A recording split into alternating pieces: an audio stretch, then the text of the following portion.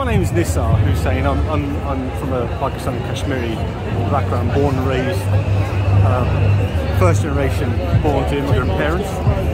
So I rejected Islam, okay, and so we as a family, myself, I was almost killed in Bradford back in November 2015. I ended up being kneecapped, suffered a broken hand, stopping my head from being bludgeoned in by Islamist thugs.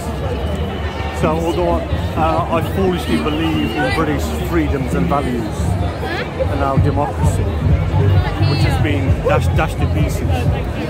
So we were escorted out by armed police from our home a year later to my attack, November of 2016. And we now, we do class ourselves as internally displaced refugees because of Sharia and what we've come to understand as apostasy.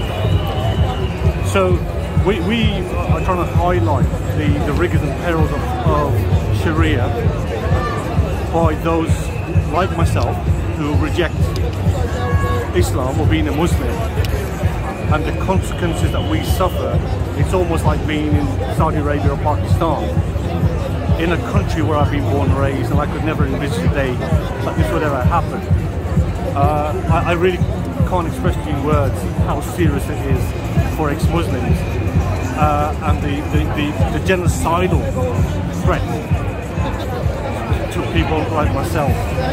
It was attempted murder, because the first blow with the pickaxe and go into my head, and I blocked it, my hands shattered, and then I got pummeled and I got kneecapped. And if it wasn't for the two Polish guys who came to my aid, I wouldn't be here now. The police called it an assault. It's all been dumbed down. In essence, it's a failure of the state. It is a failure of the authorities to decisively act to protect myself as a British citizen, my family, ex-Muslims, and most people, 99.9% of people.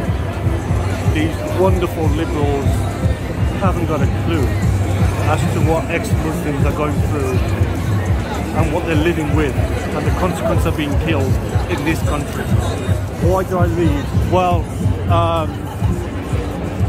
just the revelation of Islam, which is a counterfeit religion. And I had many questions and I delved into it and I rejected Islam. You know, and so that's why I left. But that was my personal decision, okay? But unfortunately, we've suffered the crush of 7th century Arabian imperialistic cultural ideology. In this country, it is not a free country for ex-Muslims. And so now, for the last 5 years, since being escorted out by armed police in Bradford, we now live in hiding because of this very real death threat. And the government, these politicians, these careerist, cowardly politicians, have turned a blind eye, a willful blind eye. I have embraced Christianity. That is my personal choice. They have been failing by the so-called established church of England, including 4 bishops of Bradford and Justin Welby himself. And there are many repercussions to this because Christians, Pakistani Christians, are suffering terribly in Pakistan. This is a country that has given what, between 400 to 500 million pounds per year in foreign aid, and 800,000 females being raped, forced into Islamic marriages, kidnapped, and these religious leaders and the government are not asking questions to the terrible human rights issues. And again, it boils down to the blasphemy law and apostasy law, which is being sort of put upon us actually.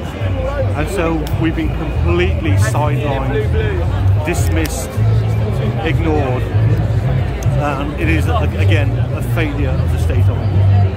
And people need to open their eyes to the to ex-Muslims, what they're suffering, what they're going through. I have been interviewed by I know very well.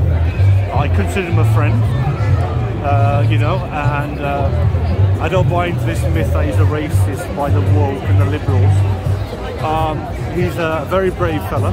He's spoken out. He did sort of through another ex-Muslim friend come and visit me at a new what can you say, safe house address, because once we left Bradford via the armed police, we had to leave Bradford City as well, and so because of the immediate imminent threat to our lives. And so I have been interviewed by in relation to our troubles and the failures as I've described to you. Islam is in need of Sharia needs to be reformed, and it is a sad scenario where 20 years or so ago mass rapes of young English girls have been taken, you know, have been carried out by predominantly Pakistani Muslim men, and it's not talked about.